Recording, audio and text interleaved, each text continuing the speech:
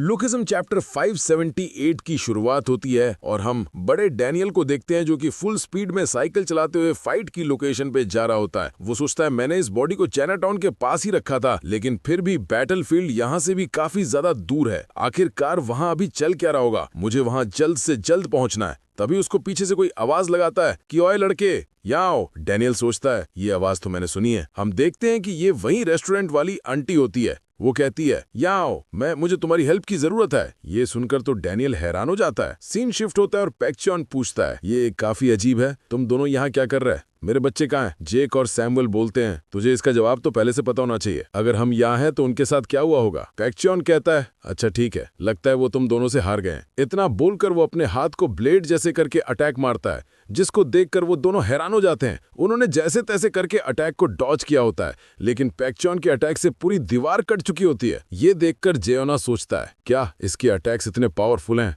कि वो पूरी बिल्डिंग काट सकते हैं? जेक किम सोचता है ये काफी ज्यादा खतरनाक है, इसको तो काफी ज्यादा इंजरीज हुई थी ना, तो फिर ये इतना पावरफुल कैसे है? मैं अपने पहले वाले इंजरीज की वजह से डॉज नहीं कर पा रहा। इतने में ही पैक्चन उसकी टांग पकड़ लिया होता है और कहता है मैं समझ नहीं पा रहा आखिर यूजासियोन तेरे जैसे किसी से कैसे हार गया, पहले तो मैं तेरे से निपटता हूँ। इतना बोलकर वो अटैक करता है, लेकिन उसके सामने सैमुअल आ जाता है और वो अपने ऊपर अटैक को लेकर कहता है तुझे ही बस नहीं मार पड़ी थी, मुझे भी काफी इंजरीज हुई हैं, लेकिन फिर भी तू इसके अटैक डॉज नहीं कर पा रहा। मुझे शर्मिंदा मत कर, मैं डिटेल्स तो नहीं जानता, लेकिन मुझे इतना पता है कि तू पहले से ज्यादा स्ट्रांग हो गया है। हाँ, लेकिन जेक किम की गांडमस्ती तो देखो, उसको पकड़ा कैसे है। खैर कहानी में आगे बढ़ते हैं। पैक्योन पीछे से एक और अटैक करने जा ही रहा होता है कि जेयोना अपनी लात बीच में ले आता है, फिर वो उस पे ओवरटर्निंग वॉइड टेक्निक मार देता है, लेकिन इससे पैक्चियन को घंटा फर्क नहीं पड़ा होता है। जेयोना बोलता है सियोन हार चुका है, अब तेरी बारी है, चिंता मत कर, मैं तुम दोनों एक ही जगह मारकर एक ही जगह दफनाऊंगा। पैक्चियन बोलता है तो काफी अच्छा मजाक कर लेता है, तू ये कहना चाहता है कि यू जय सियोन तेरे से हार गया, वो भी इस चूतिया जैसी पावर्स के साथ, तू तो उसको टच भी नहीं कर सकता,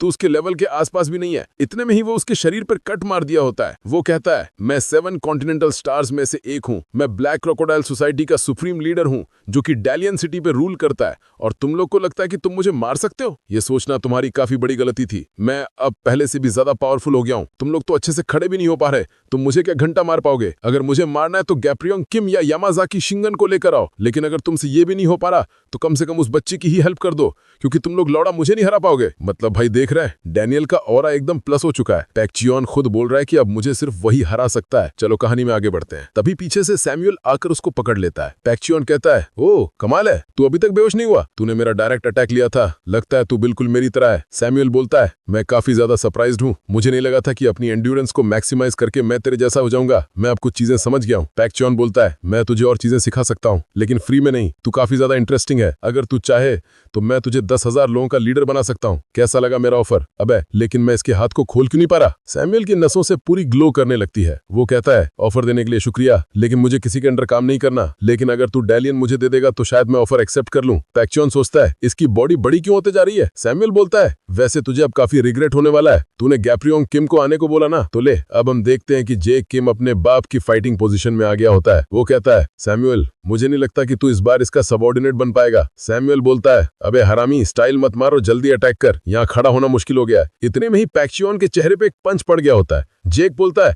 मैंने इस पंच में अपनी सारी पावर लगा दूंगा और इस फाइट को यहीं पर खत्म करूंगा। उसके अटैक से वो दोनों काफी पीछे जाने लगते हैं। पैक्चियन की तो आंख ही बाहर आ गई होती है। वो सोचता है नहीं ऐसा नहीं हो सकता, मुझे बेहोश नहीं होना है, लेकिन इतने में जेयोना भी अटैक करने आ गया होता है। वो बोलता है ये मैंने तेरे लिए स्पेशली बनाया है, तो इस गिफ्ट को एक्सेप्ट कर। इतना बोलकर वो अपने स्किल डेथ किक का इस्तेमाल कर देता है, जिससे जमीन फट गई होती है और पैक्चियन अंदर घुस गया होता है। वो तीनों स्टाइल में खड़े होकर बोलते हैं फाइनली ये खत्म हो ही गया। सैमुअल बोलता है कॉन्टिनेंट के 7 स्टार से कुछ ऐसी उम्मीद थी कि वो इतना ज्यादा स्ट्रांग होगा। वो दोनों बोलते हैं हमें माफ कर देना। सैमुअल पूछता है लेकिन हुआ क्या? जेक किम कहता है मेरी इंजरीज पहले से और ज्यादा खराब हो गई हैं।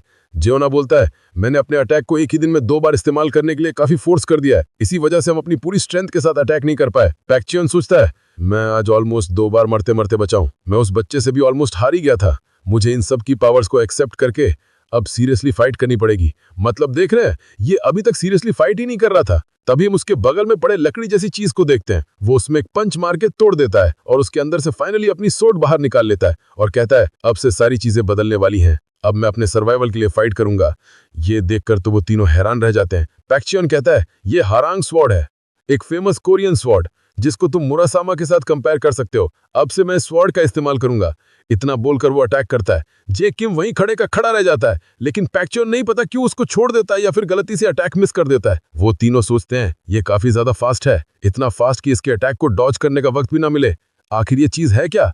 क्या पैक्चोन शुरू से ही एक स्वॉर्ड्समैन था? इतने में ही पैक्चोन जियोना पे अटैक करने के लिए आता है और उस पे कट मारता है, लेकिन जियोना को कुछ भी नहीं हुआ होता है। पैक्चोन सोचता है ये अभी हुआ क्या? किसी चीज ने मेरी स्वॉर्ड की ट्रेजेक्ट्री को बदल दिया। ये जियोना ने तो नहीं किया है, यहाँ बीच में कुछ तो आया था। तभी हम वहाँ एक कंसोल गेम को आधे टुकड़े में देखते हैं। पैक्चोन सोचता है आखिर ये कमीना है कौन जो कि इतने दूर से ही मेरे स्वॉर्ड की ट्रेजेक्ट्री को बदल सकता है। जेक बोलता है वो आ गया, लेकिन तुम लोग अभी तक थे कहाँ? हम देखते हैं कि ये डैनियो होता है। पैक्चोन पूछता है मैं तेरे से दोबारा पूछ रहा हूँ, तूने कैसे मेरे स्वॉर्ड की ट्रेजेक्ट्री को बदल दिया, येलो बाल वाले कमीने? हम देखते हैं कि डैनियल के साइकिल के पीछे अपने गू किम ने भी एंट्री ले ली होती है। गू किम बोलता है ड्राइवर प्लीज मुझे यहीं पर छोड़ देना। भाई मतलब डैनियल को अपना ड्राइवर बना लिया है। सैमुअल पूछता है तुम इतना लेट क्यों आए हो? गू किम बोलता है अरे सॉरी, मैं सूप पी रहा था, लेकिन मेरे पास पैसे नहीं थे इसलिए लेट हो गया।